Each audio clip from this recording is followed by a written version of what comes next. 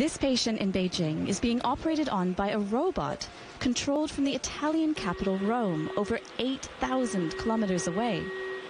The Chinese team, including a backup surgeon, watched the operation closely at the 3rd Medical Center of the People's Liberation Army General Hospital.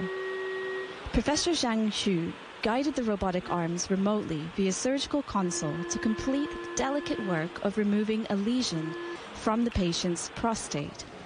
The two-way communication may be happening between cities on opposite sides of the world, but the robot performed the surgery as if the doctor was in the room. The delay or latency was only 135 milliseconds, below the 200 millisecond standard suggested by various medical studies for telesurgery.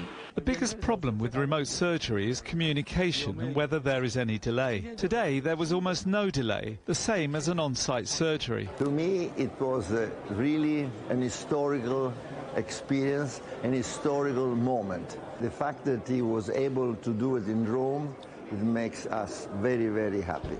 After the success of the operation, the team says it will experiment with using the technology to direct surgical treatments for the military in frontline and remote environments.